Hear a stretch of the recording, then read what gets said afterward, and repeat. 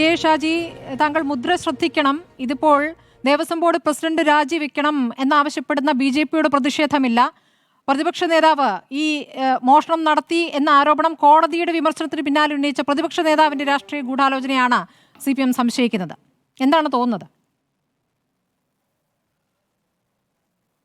ഇതില് കോടതി രാജിവെക്കണം എന്ന് പറയാത്തതിന് കോടതി ഈ പറയുന്ന ആളുകളോട് പ്രത്യേകം നന്ദി പറയണം എന്നാണ് എനിക്ക് തോന്നുന്നത്.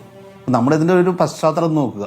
മറ്റു പല സംസ്ഥാനങ്ങളിലും ഇല്ലാത്തതുപോലെ കേരളത്തിൽ ഒരു ദേവസ്വം വകുപ്പുണ്ട്, ദേവസ്വം മന്ത്രിയുണ്ട്, അതുപോലെ തന്നെ തിരുവിതാംകൂറിന് പ്രത്യേകമായൊരു ദേവസ്വമുണ്ട്. ആ ദേവസ്വത്തിന്റെ കീഴിലെ ഏറ്റവും പ്രധാനപ്പെട്ട ഏറ്റവും പ്രാധാന്യമുള്ള ഒരു ക്ഷേത്രമാണ് ശബരിമല ക്ഷേത്രം. ഈ ശബരിമല ക്ഷേത്രത്തിൽ സ്വർണത്തിന്റെ കാര്യത്തിലായാലും മറ്റു വിലപിടിപ്പുള്ള സാധനങ്ങളുടെ കാര്യത്തിലായാലും അത് എങ്ങനെ കൈകാര്യം ചെയ്യണം എന്നുള്ളതിന് ഒരു നടപടിക്രമം പോലും അവിടെ ഇല്ല എന്ന് വേണം നമ്മൾ ഈ വിവാദത്തിൽ കൂടെ കടന്നു പോകുമ്പോൾ മനസ്സിലാക്കാൻ. നമ്മളൊരു പൊതു താല്പര്യത്തിന്റെ ഭാഗമായിട്ട് നമ്മൾ നോക്കുമ്പോൾ, കാരണം നമ്മളൊരു ഭക്തരുടെ കണ്ണിൽ കൂടിയോ അല്ലെങ്കിൽ അവിടെ നടത്തിപ്പുകാരുടെ കണ്ണിൽ കൂടിയോ അല്ലെങ്കിൽ ദേവസ്വത്തിന്റെ കണ്ണിൽ കൂടിയോ അല്ല, ഒരു പൊതുജനത്തിന്റെ ഭാഗത്ത് നിന്ന് നമ്മൾ നോക്കുമ്പോൾ ഇതിൽ മൊത്തത്തിലൊരു സുതാര്യത ഇല്ലായ്മയുണ്ട്. നമ്മൾ ഒരുപാട് കാലം മുന്നേ തിരുവനന്തപുരത്ത് പത്മനാഭസ്വാമി ക്ഷേത്രത്തിലെ സ്വർണത്തിനെ കുറിച്ചൊക്കെ സ്വർണം കടത്തിക്കൊണ്ട് പോകുന്നതൊക്കെയുള്ള ഒരുപാട് ആരോപണങ്ങൾ കേട്ടതാണ്. അതിനുശേഷം ഇപ്പോൾ ഈ ശബരിമലയുമായി ബന്ധപ്പെട്ട് ദൗർഭാഗ്യകരമായ ഒരുപാട് ആരോപണങ്ങൾ പുറത്തു വരുന്നു, ഒരുപാട് വീഴ്ചകളുടെ കാര്യങ്ങൾ പുറത്തു വരുന്നു. മുമ്പ് അരവണയുടെ ഒക്കെ പേരിലുള്ള കൊള്ളകളാണ് പുറത്തു വന്നുകൊണ്ടിരുന്നത്. പക്ഷെ ഇപ്പൊ നമ്മൾ നോക്കുക, ഇത്രയും അവിടെ അയ്യപ്പനുമായി ബന്ധപ്പെട്ട വളരെ നിർണായകമായിട്ടുള്ള സ്വർണത്തിന്റെ ഈടുകൾ, കാരണം നമുക്കറിയാം ഏത് അമ്പലത്തിലായാലും ഏത് പള്ളിയിലായാലും ഏത് ആരാധനാ സ്ഥാപനത്തിലായാലും ആളുകൾക്ക് അങ്ങോട്ട് കൊടുക്കുന്ന റെസ്ട്രിക്ഷൻ ഒന്നുമില്ല. പക്ഷെ അതേ കൊടുത്തയാൾക്ക് അതൊന്ന് തിരിച്ചെടുത്തുകൊണ്ട് പോയി മാറ്റി മേടിച്ച് വീണ്ടും ദൈവത്തിന് സമർപ്പിക്കണമെങ്കിൽ അതിൽ ഒരുപാട് പ്രൊസീജിയറുണ്ട്, നടപടിക്രമങ്ങളുണ്ട്.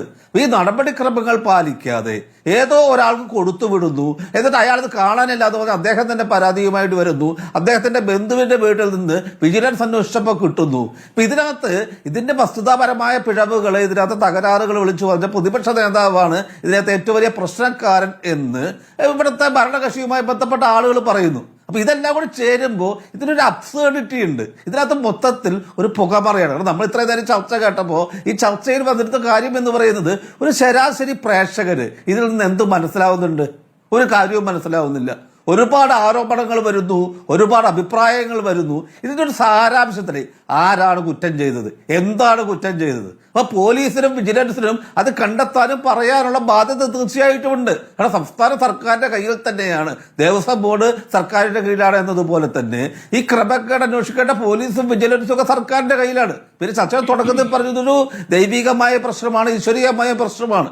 ഒപ്പം തന്നെ നമ്മൾ മനസ്സിലാക്കേണ്ടത് ഈ നാട്ടിലത്തെ നിയമവ്യവസ്ഥയുടെ കീഴിലുള്ള ഒരു പ്രശ്നം, ഇത് നിയമപ്രശ്നം കൂടിയാണ്. ഇതൊരു ലോ ആൻഡ് ഓർഡറിന്റെ പ്രശ്നമാണ്.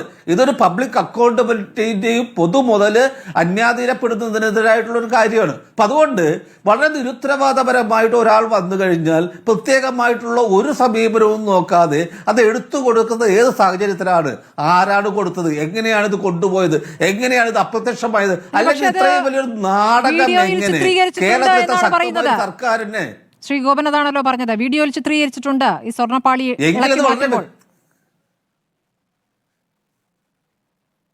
ഇത് വളരെ കൃത്യമായിട്ട് ഇതിലെന്താണ് നടന്നതെന്ന് ശക്തമായി, വ്യക്തമായി, സുതാര്യമായി, സത്യസന്ധമായി പറയാൻ ഇവിടുത്തെ ദേവസ്വം പ്രസിഡന്റിനും അതുപോലെ തന്നെ ദേവസ്വം മന്ത്രിക്കും ബാധ്യതയില്ലേ? ഈ കാര്യങ്ങളൊക്കെ കൃത്യമായി കോടതിയെ ബോധ്യപ്പെടുത്തണ്ടേ, സമൂഹത്തെ ബോധ്യപ്പെടുത്തണ്ടേ? പിന്നെ എങ്ങനെയാണ് കാണാതായി എന്ന് പറയുമ്പോൾ ഞങ്ങൾ ഇന്നയാൾക്കാണ് കൊടുത്തുവിട്ടത്, അതിന്റെ വീഡിയോ ഞങ്ങളുടെ കയ്യിലുണ്ട്, ആ ആളോട് ചോദിച്ചാൽ കിട്ടുമെന്ന് കൃത്യമായി സർക്കാർ മറുപടി പറയാൻ തീരുന്നിടത്തല്ലേ പ്രശ്നങ്ങളുള്ളൂ? അപ്പോ ഈ വീഡിയോ എന്ന് പറയുന്ന സാധനം ഇപ്പോഴല്ലല്ലോ അതിന്റെ വിശദീകരണം വരേണ്ടത്. ഇപ്പൊ ഇത്രയും നാടകം കളിക്കേണ്ട ആവശ്യമില്ലായിരുന്നു, ആരോപണങ്ങളും ആരോപണങ്ങളും വരേണ്ട കാര്യമില്ലായിരുന്നു. വളരെ കൃത്യമായിട്ട് അവിടെ ഇതിന്റെ കൺസേൺ ആളോട് ചോദിക്കുന്നു, ഇതിന്റെ ആർക്കാണ് കൊടുത്തുവിട്ടത്, എങ്ങനെയാണ് കൊടുത്തുവിട്ടത്, ഇതിനെന്താണ് തെളിവുള്ളത്. അപ്പൊ ആ വീഡിയോ പുറത്തു വരികയാണെങ്കിൽ ഇത്രയും വലിയ വിവാദങ്ങളൊന്നും ഉണ്ടാവില്ല. ഈ ശബരിമലയിലെ അയ്യപ്പ സംഗമം അട്ടിമറിക്കുന്ന തരത്തിലേക്കുള്ള ഒരു ഗൂഢാലോചനയാണെന്നുള്ള തരത്തിലുള്ള ഒരു വിവാദങ്ങൾ പോലും വരില്ലായിരുന്നല്ലോ.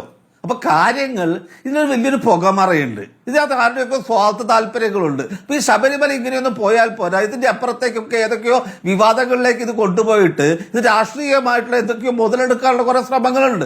അപ്പൊ ആ ശ്രമങ്ങളുടെ ഭാഗമായിട്ടാണ് ചോദ്യങ്ങൾ, കുറെ ഉത്തരങ്ങളില്ലാത്ത ചോദ്യങ്ങളെ അന്തരീക്ഷത്തിൽ അവസാനിപ്പിച്ചുകൊണ്ട് ഈ വിവാദങ്ങൾ നിങ്ങൾ പെരുത്തുകൊണ്ട് പോകുന്നത്. അപ്പൊ ഇതിനകത്തൊരു കറുത്ത പുകമറയ്ക്കപ്പുറത്ത് കാര്യങ്ങൾ ഉത്തരം കിട്ടാതെ നിൽക്കുകയാണ്. കാരണം ഒരുപാട് പൊരുത്തക്കേടുകളാണ് ഇവിടെ ഉള്ളത്. അപ്പൊ പോലീസിന്റെ ഭാഗത്തു നിന്നും വിജിലൻസിന്റെ ഭാഗത്തു നിന്നും കൃത്യമായ മറുപടി ആവശ്യമുണ്ട്.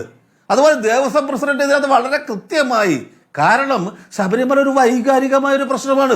ഒരുപാട് മനുഷ്യരെ സംബന്ധിച്ചിടത്തോളം ശബരിമലയിലെ സ്വത്ത് എന്ന് പറയുന്നത് അവരുടെ വൈകാരികതയാണ്, ഈ ജനങ്ങളുടെ സ്വത്താണ്. അപ്പൊ ഈ ജനങ്ങൾക്ക് അവരുടെ പ്രിയപ്പെട്ട അയ്യപ്പന്റെ ക്ഷേത്രത്തിലെ കാര്യങ്ങൾ കൃത്യമായി സത്യസന്ധമായി നടന്നു പോകണമെന്നുള്ളത് ഒരുപാട് കാലമായിട്ട് ജനങ്ങൾ ആവശ്യപ്പെടുന്നതാണ്, നമ്മൾ കണ്ടുകൊണ്ടിരിക്കുന്നതാണ്.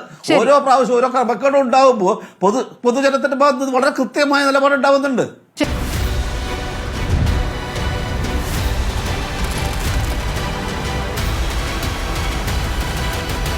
Debate with Smriti Parathikkad.